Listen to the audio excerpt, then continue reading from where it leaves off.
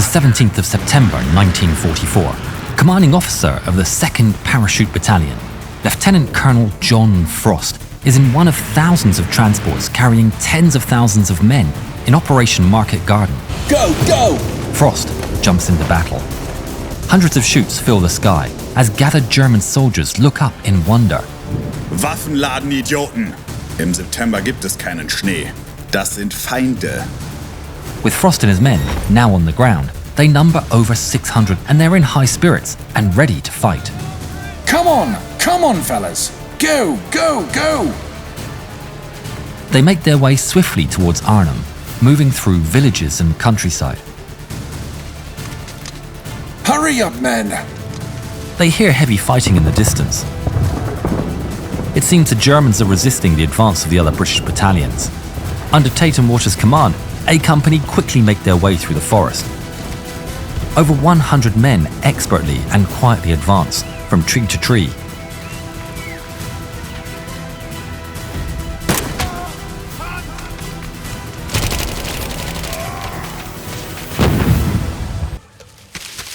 They encounter Germans, but expertly take them down or capture them as Arnhem gets ever closer.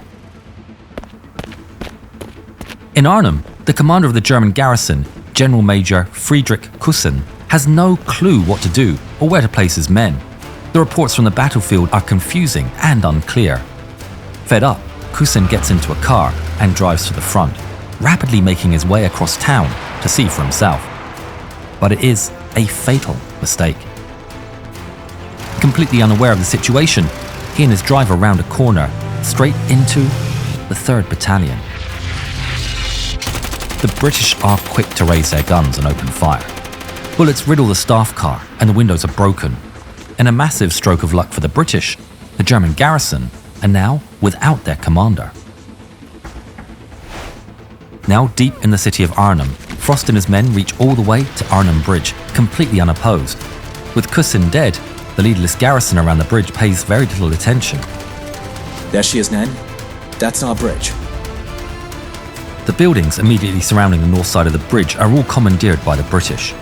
Looking out over the bridge from his new command post, Frost can see that there is a pillbox and an armoured car parked right in the middle of the road. No doubt there are even more Germans on the other side. We need to get across and hold the entire bridge. How's B and C Company doing? Sorry, sir. Still no response. Understood. Keep trying. Yes, sir. Unbeknownst to Frost, the other companies have met fierce resistance and are held up. Okay, chaps, I need you on the bridge. Take out that pillbox. They need to get to the other side of the bridge to clear the area, but for that, they'll have to face the pillbox, an armoured car, first. Open fire! The British get to work and open fire from the buildings. At the same time, soldiers on foot open fire, catching the pillbox completely by surprise, but it gives little advantage over such an armoured position. Inside the pillbox, the Germans take aim and unleash withering fire. The crackle of machine guns fills the air, and the paratroopers are driven back. We may have better luck after dark.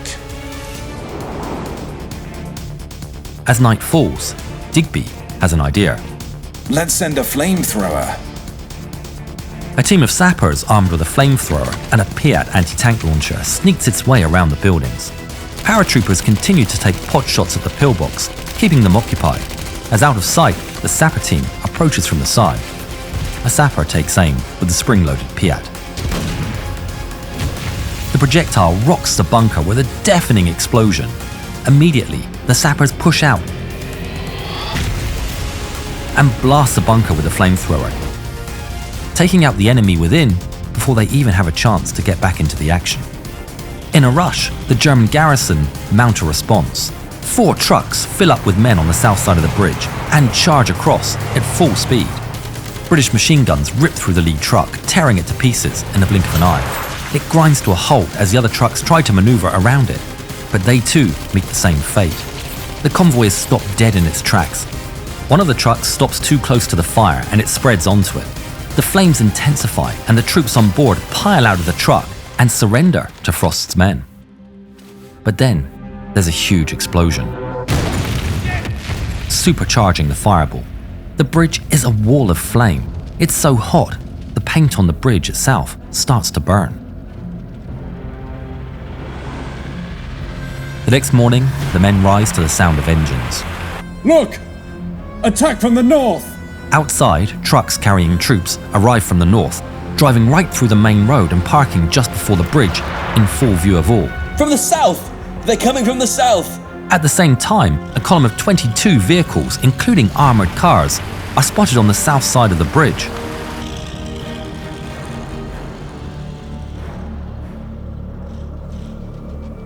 The Germans, in the lead truck to the north, start to dismount.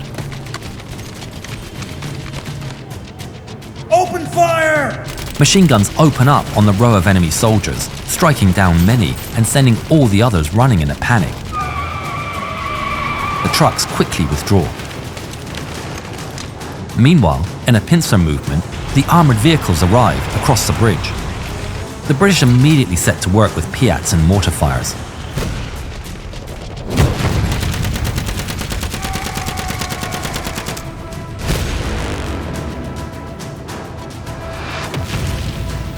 Soldiers place mines across the road, and the lead car is destroyed. The rest start firing Allied positions on either side of the road. Their shots impact the building's masonry with force, but they hold. In response, the British anti-tank units quickly go to work on the armoured cars, destroying them one by one in massive explosions. British machine gun fire cuts through the remaining vehicles, and flamethrowers destroy whatever is left. But it soon becomes clear to Frost that despite their heroic battle, he needs supplies. He's proud of his men. These men are doing with hundreds a job that was meant for thousands. They need help. Technicians spend the whole day trying desperately to get through with the radio, attempting to regain contact with reinforcements, but there's nothing. That evening, the Germans bring out their heavy weapons. Flak guns are brought forth and fire into the homes along the riverbank. The structures collapse and catch fire under the relentless pummeling, forcing British machine gunners to flee for their lives. The radio is finally working! But while the situation seems impossible, 2nd Battalion. Do you copy? technicians call up to Frost. He gets right down to business, asking the 1st and 3rd Battalions about their status and position. But the news is bad. They've not been making progress. The German force is overwhelming. They ask Frost if he can help mount a counterattack from the Germans' rear, but they're way back at Osterbeek. Way too far. Attack from the north! Frost has little time to dwell on the events. An infantry attack comes from the north. A bitter fight takes place through the windows. Bullets are pinging off walls as they engage in close quarters fighting. The Germans eventually decide to withdraw. They have better plans. A large 10-centimeter artillery cannon is brought into the fight by the Germans.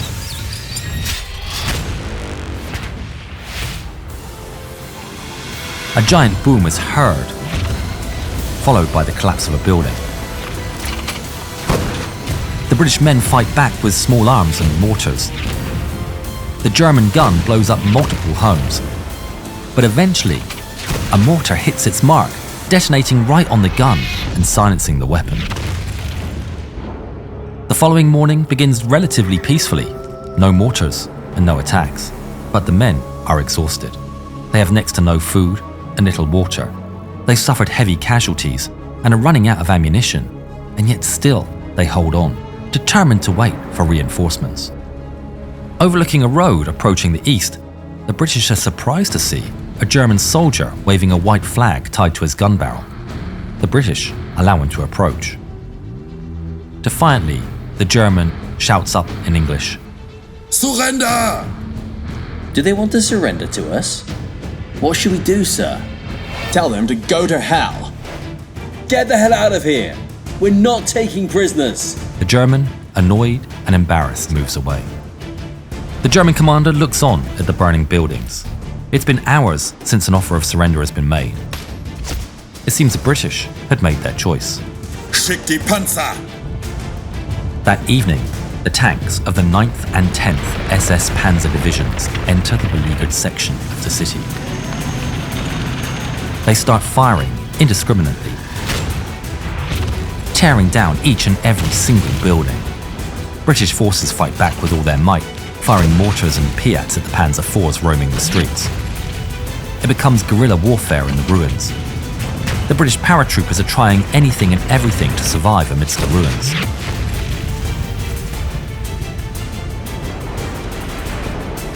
The next day, artillery again pounds the British, destroying and setting fire to the buildings.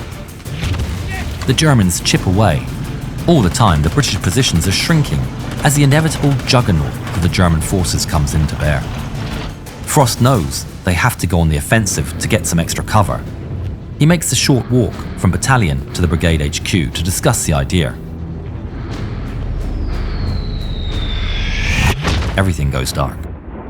Frost opens his eyes, dazed and confused. He's on the floor.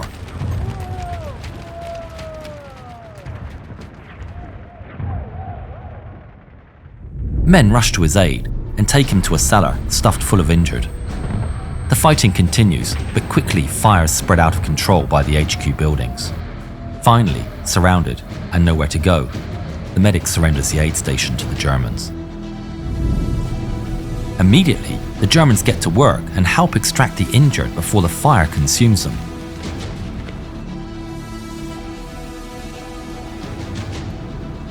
Later that day, Frost and the injured are approached by the Germans. SS soldiers congratulate Frost and all the others for their valiant fight. But it was a praise Frost did not care for. By the end of the day, Frost's force had either perished or was captured. The promised relief never came, at least not when it really mattered. The armoured advance stalled just a few miles south of Arnhem, but by then, Arnhem was solidly in enemy hands. In a bold plan involving the capture of 5 bridges, the 6th, Arnhem Bridge, was just one bridge too far.